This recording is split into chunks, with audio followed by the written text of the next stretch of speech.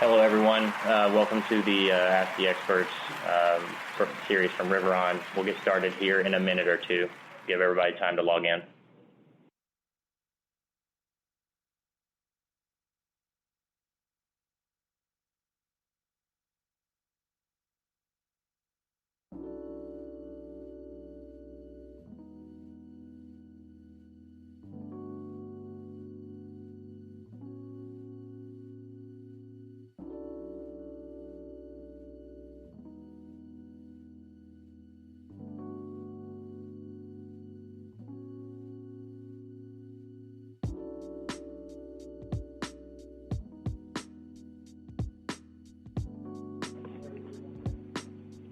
Hello, everyone. Welcome again to Riveron's Ask the Experts webinar series. This is Mark Cox, Managing Director from our Chicago office. We are here today to discuss CECL, Current Expected Credit Losses, ASC 326. I have with me here Steve Manco, one of our directors, one of our managing directors. Even a quick intro. Hey, good morning, everyone. Thank you for joining. Looking forward to the conversation today. As we'll talk about as we go forward, this is a live webcast, so there will be polling in CPE, but also an opportunity for everyone to submit questions. So to the extent possible, feel free to interject and submit a question as we go down through the process. We can have a bit of a dialogue going back and forth over the next 60 minutes. So looking forward to it. Thanks, everyone, for joining. Thanks, Steve. So we'll just jump right into it here. So some key reminders, Steve touched on this. There will be 4 polling questions. In order to obtain the CPE, you will have to answer all 4 polling questions. In order to get the polling questions, you will have to turn off your pop-up blockers. We've had this come up several times in previous webinars, so please go in and turn off your pop-up blockers if available. In terms of your CPE certificate, a webinar evaluation form and your certificate will be emailed out to you. Usually it's about a week after the webinar. If you are not seeing it after a period of time, please feel free to reach out to Riveron through our website, and we will be sure to get that to you. There will not be on demand for this. There will be on demand, but it will not be available for CPE. So the recording will be available if it's needed, and it will be followed up in the email as well. Just want to make sure everyone has everything they need to get the CPE, how important that is. So we'll jump right into our polling question. First, this will just set the tone for us here. How well do you know CECL? A, not at all. B, not very well. C, working knowledge, or D, extensively. So I'll go ahead and give a little bit of time here. Steve, you want to give some anecdotes as to what you've heard in terms of what you expect to hear for people now?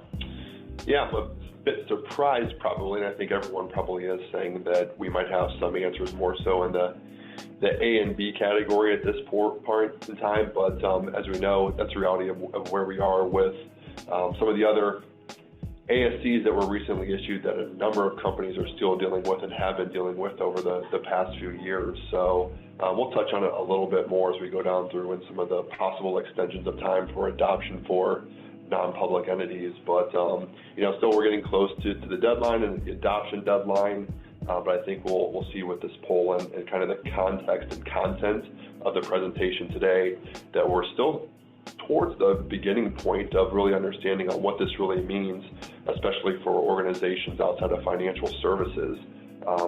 That's why we're having this type of webcast today, to make sure we're educating people and hopefully walking away with not only an understanding but some applicable steps on how to get moving on this, depending on where they are in the adoption process.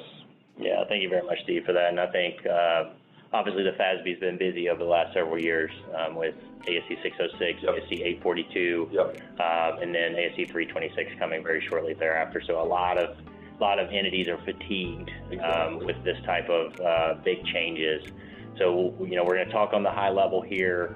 Hopefully this relief that has come out previously we'll touch on.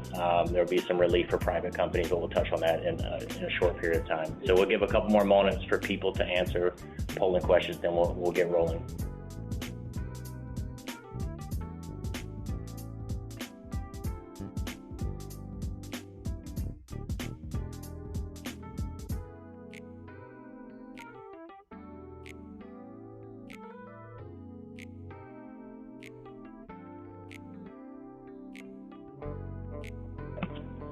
Yeah, and you go back to the point you made, Mark. I really don't remember a time in my career where there was such substantial changes to accounting standards. I haven't been around forever, but a decade and a half at least, and just the burden that was been putting on organizations. I don't remember a time when it's been like this. So, there's a reality out there of just people doing their day jobs and then being burdened with this overlap of so many standards and clarity on what this really means. And I'm still shocked that we are where we are today, knowing that early in my career, I've been following CECL ever since some of the development on things back in 2012 when there was discussion on how this would work together with U.S. GAAP and international accounting standards as well. So it's amazing that those discussions, at least for me personally, were happening back in 2011 and 2012 when I was polling organizations on where they thought the convergence might take place. And as most of us know, that didn't take place, and the international standards went in their own direction and actually started adopting this much earlier than what we're seeing in the U.S. But lessons to be learned. I know most of those international organizations, when they were doing IFRS 9, they were hoping to run parallel with their models well before adoption. And lesson learned from that is that just did not happen with those organizations. So I think the good thing is, as we'll talk about, with maybe some deferral of the dates for these private companies, probably was the right decision to make, or that will be made, just given, once again, the burden and the knowledge that needed to be gained by these organizations that just were not familiar with really an impact on what credit really means to their organization. Yeah, that's a good point. As you can see, some of these, some of the results should be on your screen here. A large portion of the registrants, the webinar, actually have not read the standard. So hopefully by the end of it, we can change that and you can move to maybe even not very well. Yep. We'd be happy to help you there. So we'll keep rolling here and talk a little bit about kind of what is in scope, or just really, Steve, maybe you laid some of the groundwork there. Why did FASB decide to go this route? It's a bit large, substantial change for some entities, but maybe talk a little bit about why are we here? Yep, just real quick, so everyone can remember the financial crisis and what happened with organizations, and mostly we can talk about some of the banks and other financial institutions that went down during that time. So people were looking for a reason of why that happened, and some of it could be because of business practices and lending and underwriting that was taking place at the time. But another thing that from an accounting standard or accounting perspective that could change outside of business practices would be how were organizations recording losses or preparing for losses at that point in time. Now, I think we can all go back and forth on whatever accounting standard or pronouncement that's out there. There's always dialogue back and forth on how effective any accounting pronouncement really is. But going back to our good old college days of learning accounting and GAAP reporting, really what we're looking for and aiming for is comparability and consistency between organizations.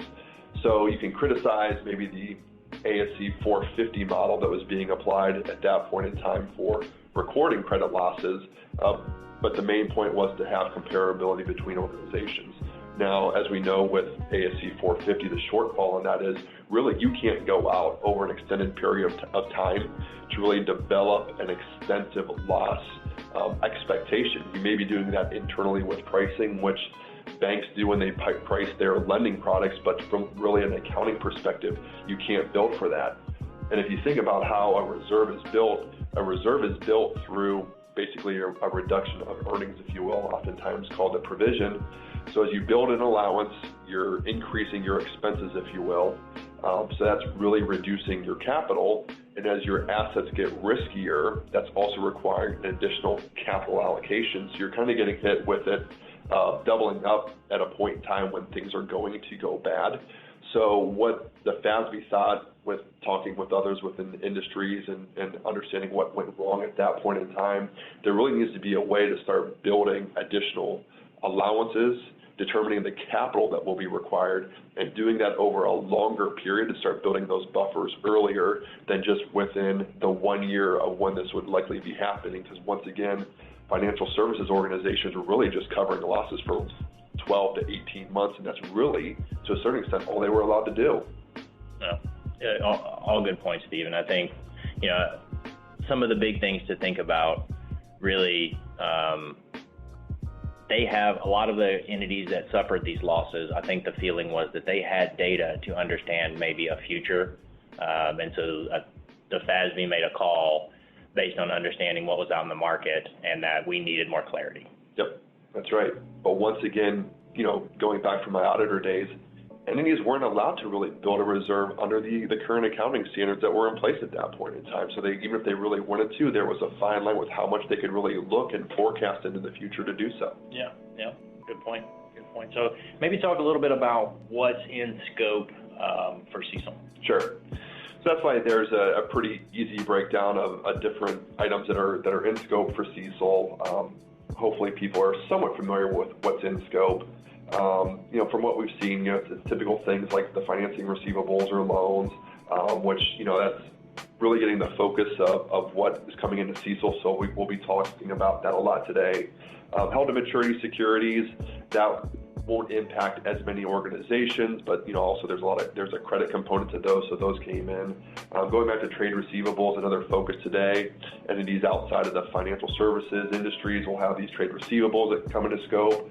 And then some other things that probably people are less familiar with, like reinsurance receivables, leases, and these off-balance sheet credit exposures as well.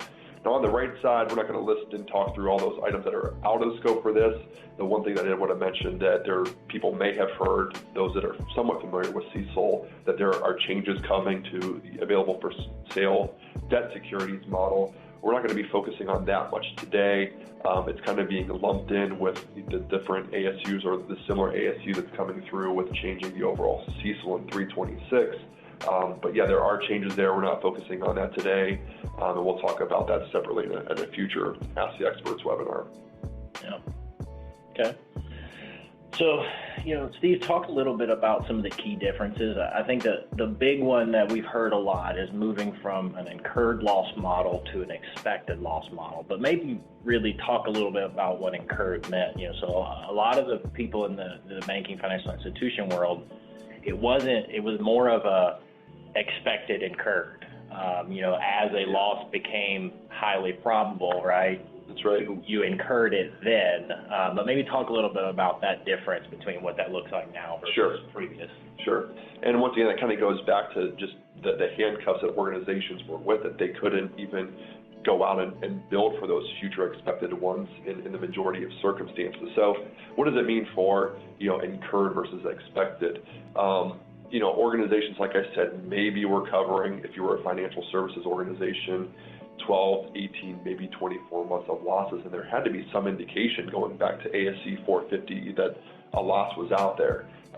With what we'll talk about later on with the pooling impact, a lot of these organizations, like a bank, had so many loans, you're not going to look at every loan individually, but you pool them together.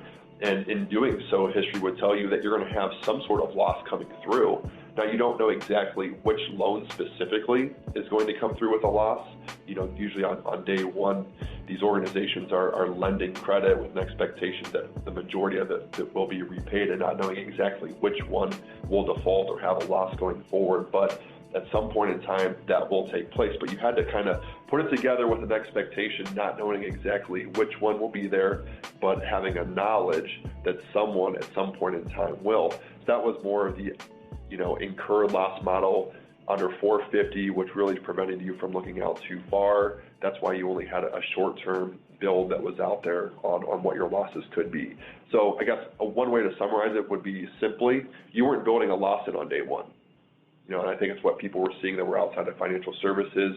Usually you're aging your receivables by current 0 to 30, 31 to 60, and so forth.